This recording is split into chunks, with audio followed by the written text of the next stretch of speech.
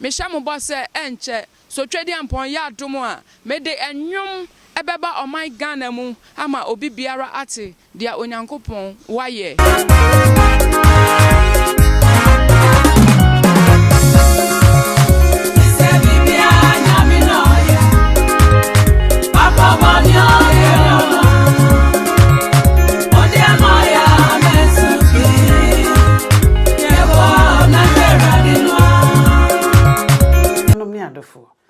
Yankrofo ya boafo aso ya senesi yemfa program fefefe emrewo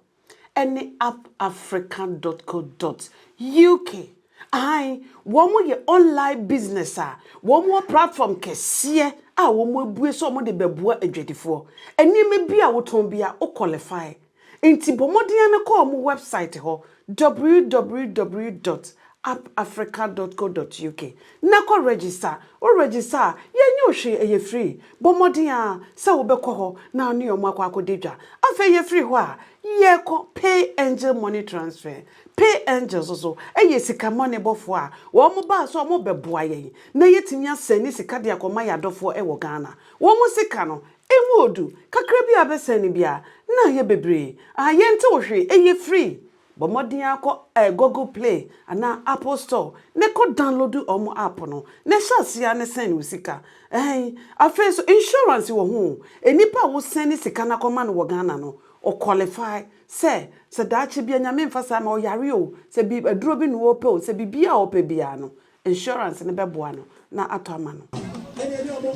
ye frame ko fiedu wo frame Jaku Abranti Amagit online party o pese wade ye to ana yeton ana yebo ho dawro dia e wo UK enfan to ba bia se hwehwe eye Juu online won bobo ho dawro ama na akoba bia umpewe na apede Juu wa ni yeti wo enuanum ni adofo se uko internet so a enhwe ba bia se Juu TV keep watching Juu TV jamu nyina akwa ba ade ba Juu TV so na Juu TV de oko YouTuber ya jibe bia ni ayesre kakra ifi aye yahwefo ene se yese esa ne se abosoba ne ma ojapai na sabo an be kese ifi ntakra intino se mo hwe Juu TV a mon like mon share na mo san commenting ka ho na eno na me ma me ta kan se mo ya ne sa e boost your immune system no ene ma ba ko tse menchen a me ni bedi nkomo e ma de nyina mame Joyce eye enjuntofo nyina hene na Kwame Ampadu a wanya ne ba bi ekọ ni hu kani o tse menchen wa ha na ye ne bedi nkomo ma ntwa ye ho se ye ba ene ma Joyce bedi nkomo program na ayefede muya mawe program na ayefede muya bumu program na ayefede muya bumu program na ayefede odem konka program na ayefede muya. Keep watching Juu TV and subscribe Juu TV. Etifo me mame oba Penny Boatima Mame Joyce ene nyina e frɛ no otime nkyɛn ma Joyce ye ma kwa ba e de ba Juu TV ya odona me mame abene kyana Juu wo UK enra no frɛ me no se obese woni Juu TV edi nkomo ono so be yo no wa na makoye obi a wo si Juu TV anem wo Ghana ha dia memra na ne wo ka kyerɛ no fatu ye ni ase Madam ase Juu TV dia me pesa me ka ma Juu TV ahwefo ene Ghana man ahwefo nyina ene wiase afana ahwefo nyina ene se me daase esan se mi wura free mu no mi hu ade efefe e wo Ghana man mu efiri omampani so otikokọ so ahemfo etituru a won nyina di twi so obo ahemfo so mikunu abusuafo so Ghana man mu mpanimfo ni etituru nyina di twi ebeta machi ebo michi dom omampani dada kufuo one na somfo saa na omampani dada a wanya ne ba bi ko yeja Lawrence ne yire nso di twi ebeta machi na me nkan nyai Omampani dada mahama woma yeja si edunkatia edi twi ebe time achi chese mi hu dia menka na mi hu dia menya ne mu enu nti na medwane ato Juu TV se meda wiase nyina se nana do dankwa ekufu adro oti kokoso otumfo se etu nana uba meda wase eda mwase a ensa esanse maye ne aburo adwen ene ntiase so TV stations a ewo Ghana manmu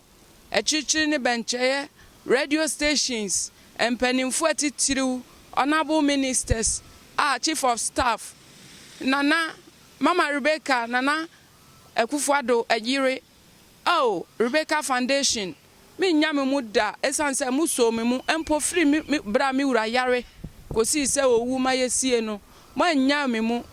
ebesi nempo mu nyame mu na ma hye me bonso se mu nyame da kosi se mbehu se menya ba bia atena ma me ho adwome ana se me nisuo nyina popa Ghana man nyina na epopa me nisuo yi enti Ghana man nyina na mafra Juu TV se omra na me da Ghana man nyina se radio stations mi nyame mu me da obi biara ase enti me frɛ Juu TV no se omommoa me na me na brempon etitiri ne akunini eni ntini ne ahemfo wagye twi ebo trede ebe boa me bia me da wo mu nyinara ase Jo tifo senya me mame eka no mame prakope me kan se mame a me nim na America ebi se emra nana Ampadu nana Kwame Ampadu anya ne bebi ko okoye ne ho ade me a meti hei me na me go twa pictures na je se buso no me ka ho me dim pa nti o mame nana nso me papa me ka se me ba age de bi ni production ni group ni mu no nana timi story fi ne konwa so ka kire me se me ntena se o ka kire obi aso won frame me se teacher nana Edian nana de mama Mr. Finn aka ho so bia frame Mr. Finn nso nya sana median kasa de nana nyame nhyira obabia wo bia ma Joyce asida wada yi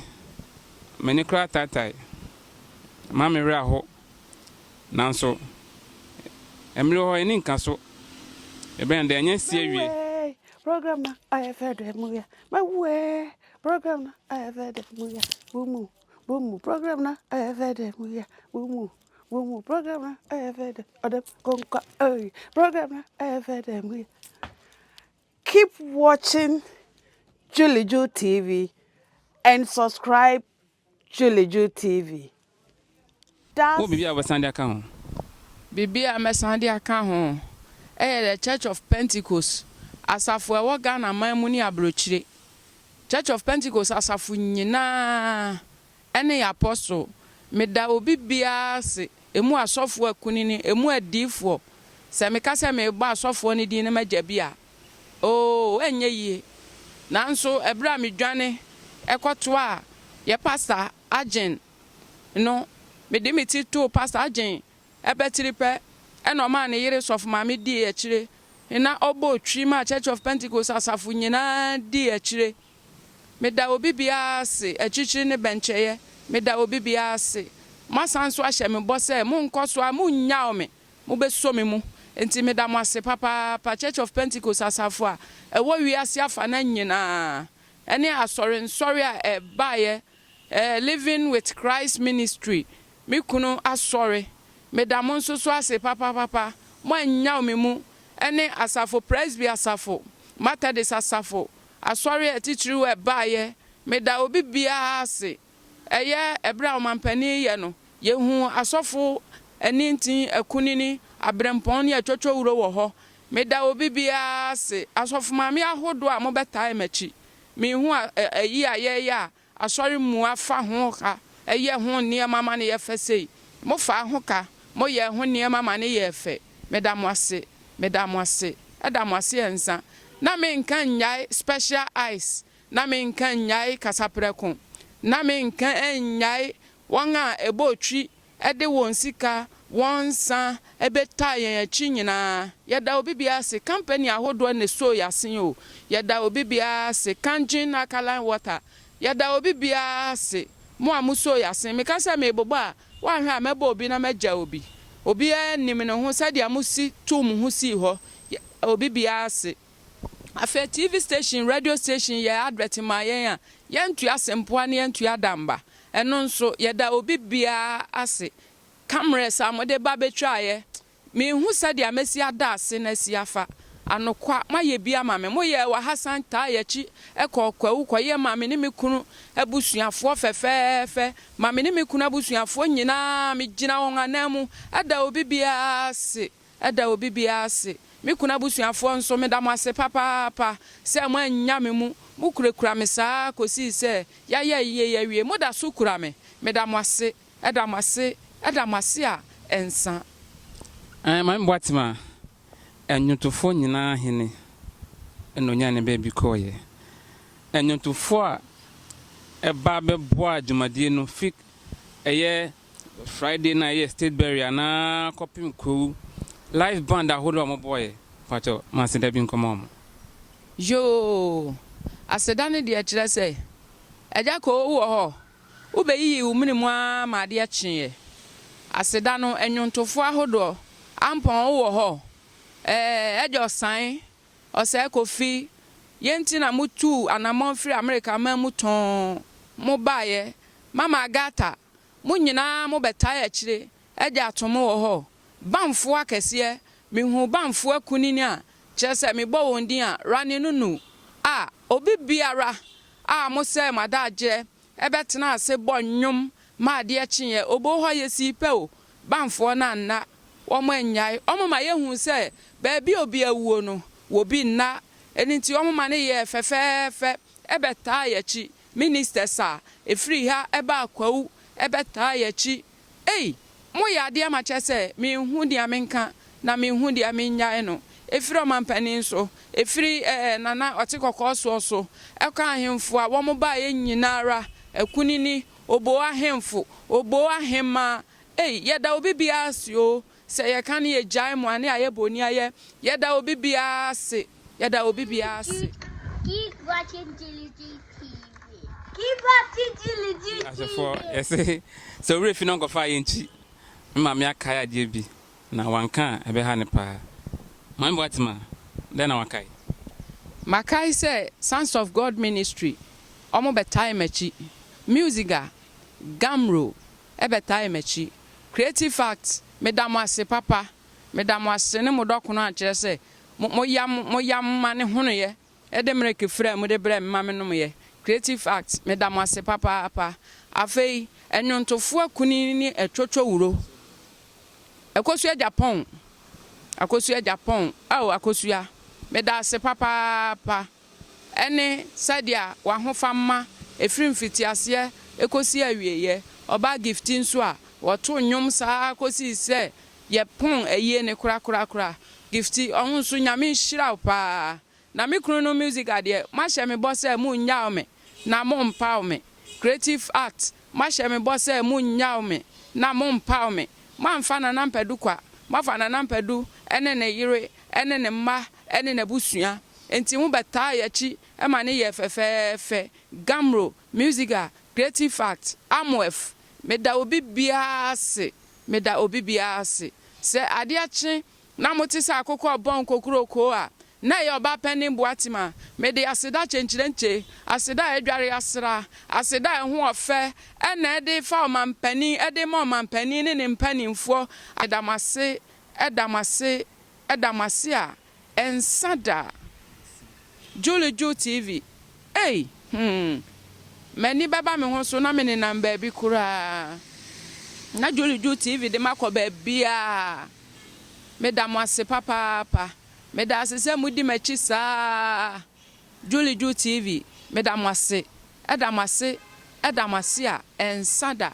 mayede amoyeye sade amusi di machi eye fempo dodo sika mpempem entimi nto de amaya ma me no Juu TV ene ahwefo nyina nso me da mase sɛ moanya adagyeɛ ɛde hwɛ ɔba panin boatima na mo pepa me nisuo na mo bɛkɔ so apepa mehyɛ mo bɔ sɛ ɛnkyɛ so twedi ampɔn yɛ adom a mede ɛnwom ɛbɛba ɔman Ghana mu ama obi biara ate deɛ onyankopɔn wayɛ meda mo ase ɛda mo ase a ɛnsa da